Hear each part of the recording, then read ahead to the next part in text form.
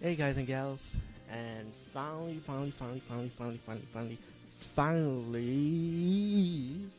this documentary I wanted to see finally is on Netflix for streaming. And I said one day it will be on Netflix. Just be patient, just be patient. And I was patient. Yes, you know the title, Electric Boogaloo, the Wild. Electric Boogaloo. It's pretty much the documentary of canon movies. About the creation of canon. And let me just give you the full title: Electric Boogaloo: The Wild Untold Story of Canon Films.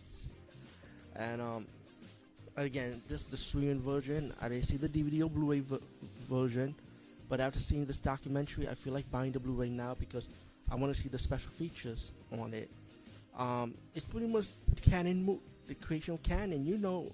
If you grew up with canon movies back in the heydays, or maybe the new generation that's seeing canon movies now, you probably noticed the C and Melek and Golan or Goblin. I know I'm saying the name wrong, but you guys know what I'm talking about. Especially the new generation. If you notice the C at the intro of your movies, when you meant the older shit, the older good shit.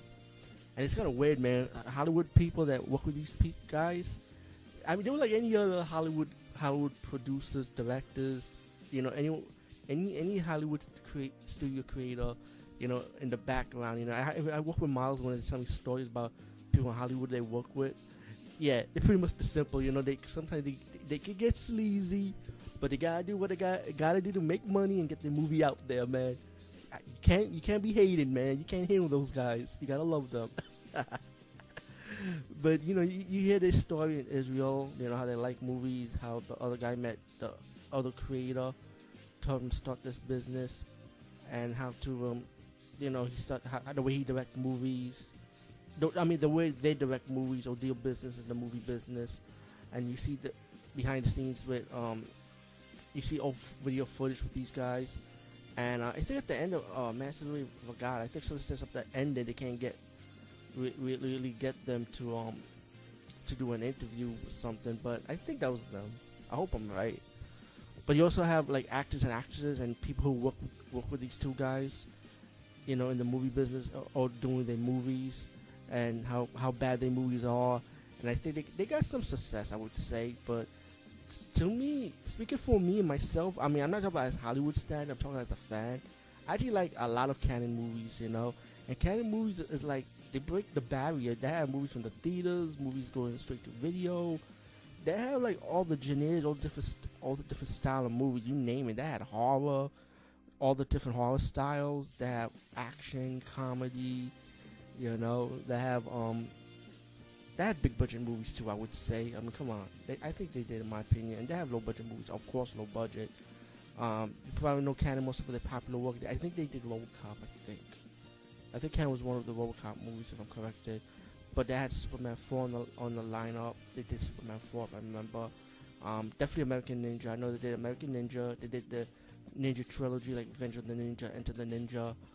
Ninja 3, which you Breaking 1 and 2, those two breakdancing movies, which they made a lot of money on. The first one they made a lot of money, which they mentioned in the documentary, but the second one, not so much.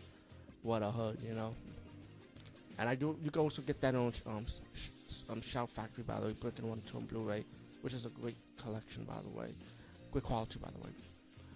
You see Michael Dugard getting interviews, Sybil Danning.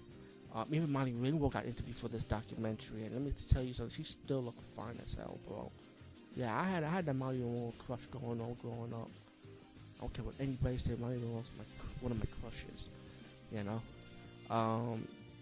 Lauren London for America 3000, which was a movie I did review. I'm like, yeah, it's a pretty stupid movie, but I enjoy it for what it is. Apple, I heard a lot of bad reviews for this movie, but after seeing this documentary, I feel like watching Apple now.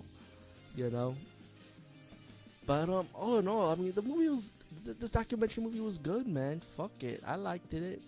I like to hear they say what they did with how they got Canon started, what they did, how to get the Canon movies going and their company going, and how they operate.